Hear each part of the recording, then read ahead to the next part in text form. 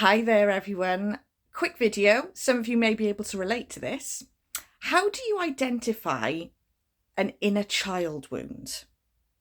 So, the way you identify if you or somebody else may have an old inner child wound that's still playing a part in your adult life is that you will, out of the blue, start acting like a child. Perhaps a lot of us could probably relate to this, or you might have identified this in somebody else and think to yourself, why have they suddenly just changed into a spoilt brat? So what happens is, a concrete example of how an inner child wound is created. Go back in time, and somebody who's now an adult, when they were 6 years old, they tried to speak, they tried to say something, they tried to express something to their parent, for example. And their parent was, distracted by something else. And the parent said, will you be quiet? I'm trying to do something. I'm not interested in what you've got to say. So what happens then? The innocent child of 6 years old wanted to express something and speak, and they were shut down. They were immediately shut down and told that their opinion doesn't matter. Okay. So they immediately, at that time, there is a wound created because, my caretakers or my parents or somebody or a teacher doesn't want to listen to me. They're not interested in what I've got to say. There is a point in time then at that time where there is a wound created because you feel like your own parents or somebody doesn't want to listen to you. They're not interested in what you've got to say. Fast forward then into adulthood. That wound that is unresolved in that child's energy field or in that person's energy field gets triggered. Somewhere along the line later on, that adult is now trying to express an opinion, and they're trying to express an opinion and nobody's listening to them. Nobody's interested. They're just carrying on with another conversation.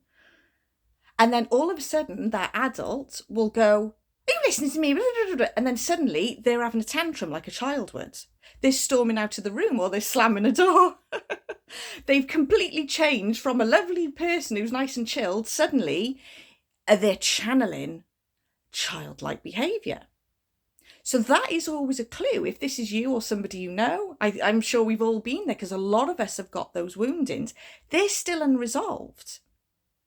So anytime when someone pushes that unresolved trigger, they don't realise they're doing it, but it's just come into your life experience along the way, you automatically channel the child that back in time was wounded by their parents or somebody not listening to them. So they've just gone off on one and stormed out, slamming doors, having a tantrum, shouting and screaming, and everyone's thinking, oh my goodness, what did I do? That's where if you're suddenly acting like childish, that's an inner child wound. That just needs resolving. So you might a couple of hours later go, come back downstairs or something. Oh, I'm so sorry. I didn't know what got into me. I feel a bit embarrassed. I did act like a child. I'm really sorry. Oh, I feel so stupid now. Don't worry about it because it's just triggered an old wound that's still going round and round in your energy field because it wasn't resolved. But as a child, you don't know that you need to resolve that. You just know that somebody didn't want to listen to you. So it keeps pushing and prodding all through life, sometimes right up until somebody's elderly. If that goes unresolved, suddenly they start acting like a child's energy, shouting and screaming or being childish. No judgments, like I say, because we've potentially all got them. If that doesn't get resolved, that will always trigger you. And then you go round and round in circles because you think, I just acted like a child again. I'm so embarrassed. So if you can follow that back to how what a certain situation made you feel that triggered you into suddenly having a huge tantrum like you were a child, then you can figure out what that wound would be. Even if you don't consciously remember it, there's something that happened as a child that is unresolved. So what you need to do is kind of almost communicate with that inner child aspect of you that is still existing even though you're an adult, and see what it would have needed at that time to make itself feel better. So perhaps all it needed was the parent or the caretaker or someone to come along and give them a hug and say, I'm so sorry, I am listening to you, let me give you a hug. Or something that would make you feel better and make you feel like it's okay to express how you feel. It's okay to say something, I am listening to you.